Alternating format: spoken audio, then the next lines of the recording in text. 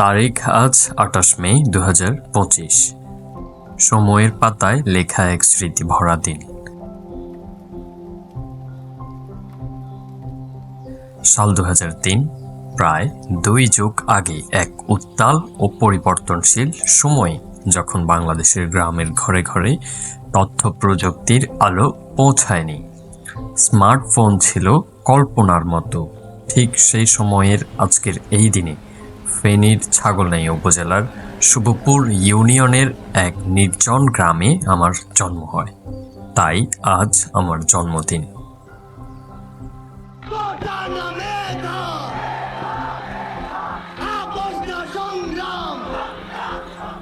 এই স্লোগানে মুখরিত হয়েছিল ২০২৪ সালের গণঅভ্যুত্থান, যার সাক্ষী হয়ে আছে ইতিহাস। সরকার পতনের সেই উত্তাল দিনগুলি জড়িয়ে আছে আমার জন্মদিনের সঙ্গেই। কিন্তু প্রশ্ন হলো, আমরা পরবর্তীতে কতটুকু মেধার সদ্ব্যবহার করেছি? এই ২২তম জন্মদিনে বছরে আগস্ট মাসের যখন ভয়াবহ বন্যা মানুষ দিশেহারা, তখন আমি জীবন বাজি রেখে বহু মানুষকে উদ্ধার করতে মাঠে নেমেছিলাম।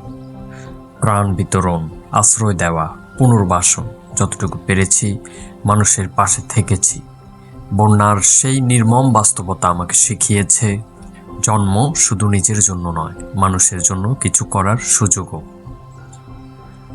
কিন্তু আজকের দিনে জন্মদিন মানেই আমরা কেক কাটা, সেলিব্রেশন, যা কেবল এক কেক কোম্পানির মার্কেটিং স্ট্র্যাটেজি।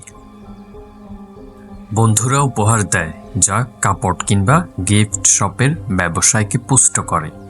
আবার ফেসবুকে ছবি শেয়ার করে, যা ইসরায়েলি প্রোডাক্ট মেয়েটার সহায়তা করে ব্যবসায়ে।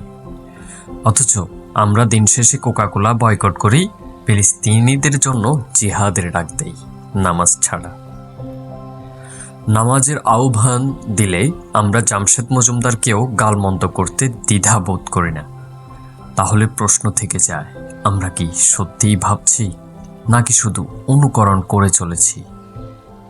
জন্মদিনকে ঘিরে কত ব্যবসায়ী আমাদের মাথায় যেই মার্কেটিং ঢুকিয়ে দিয়েছে, আমরা তাই অন্ধভাবে অনুসরণ করছি।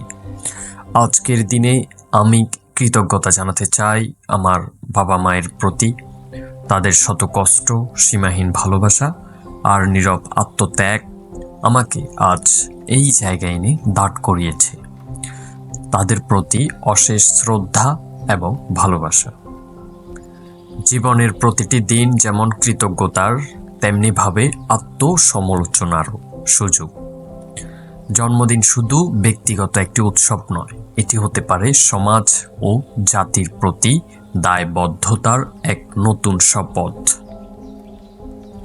আমরা যদি সত্যিই পরিবর্তন চাই, তবে তা শুরু হোক আমাদের চিন্তা, বিশ্বাস ও আচরণ থেকে।